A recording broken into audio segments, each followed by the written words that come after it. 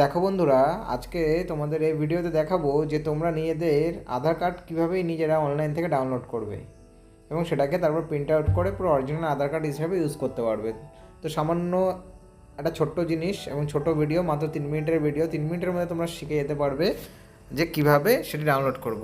তো এখনও পর্যন্ত তোমরা যদি আমার এই চ্যানেলটি সাবস্ক্রাইব করে না থাকো তাহলে অবশ্যই আমাদের এই চ্যানেলটি সাবস্ক্রাইব করে দিও এরকম ধরনের তথ্য পাওয়ার জন্য এবং আরও বিভিন্ন আইটেমের তথ্য পাওয়ার জন্য চ্যানেলটিকে সাবস্ক্রাইব করে দিও।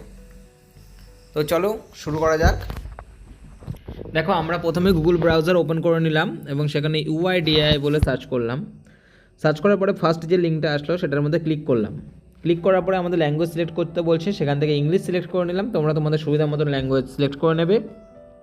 নেওয়ার পরে একটু নিচের দিকে স্ক্রল করার পরে দেখতে পাবে যে ডাউনলোড আধার বলে অপশানটি আছে। ডাউনলোড আধারে ক্লিক করলাম। তারপরে আমরা এখান থেকে ড্যাশবোর্ডে চলে গেলাম। তোমরা ডাউনলোড আধারের ওখান থেকে করতে পারো, কিন্তু ড্যাশবোর্ড থেকে করলে আরও অনেক সুবিধা। তো ড্যাশবোর্ডে যাওয়ার পরে আমরা এখানে আধার নাম্বার এন্টার করলাম। এরপরে এন্টার করব হচ্ছে আমরা ক্যাপচা যেটা আছে সেটা এন্টার করলাম। তারপরে আমরা যখনই লগ ইন উইথ ওটিপিতে ক্লিক করব তখন আমাদের যে রেজিস্টার মোবাইল নাম্বার আছে তার মধ্যে একটা ওটিপি যাবে। তো ওটিপি এন্টার করে দিলাম। এন্টার করে আমরা লগ ইন করলাম। দেখো, এখানে লগ ইন করার পরে দেখতে পাবে যে ওই যে ডাউনলোড আধার অপশানটার ওপরে যখন ক্লিক করবে তখন এরকম একটা ইন্টারফেস আসবে। আসার পরে নিচে দেখবে ডাউনলোড লেখা আছে অপশানে। ডাউনলোড ক্লিক করব, আমাদের আধার ডাউনলোড হয়ে যাবে, আধারের পিডিএফ ডাউনলোড হয়ে যাবে।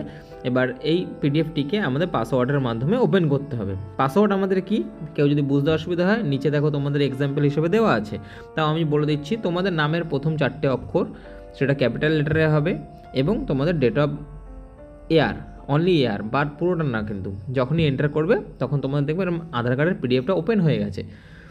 ওপেন হয়ে যাওয়ার পরে তোমাদের এটাকে ভেরিফাই করে নিতে হবে। তো ভেরিফাইয়ের জন্য আমি একটা আলাদা করে দেখিয়ে দেবো ভিডিও দিয়ে যে কীভাবে ভেরিফাই করে। যেটা ভেরিফাই বলতে যেটা কোশ্চেন মার্ক থাকে সেটাকে টিক মার্ক করাতে হয়, তাহলেই ভেরিফাই। কোশ্চেন মার্ক থাকলে কিন্তু আধারটা ভ্যালিড হয় না।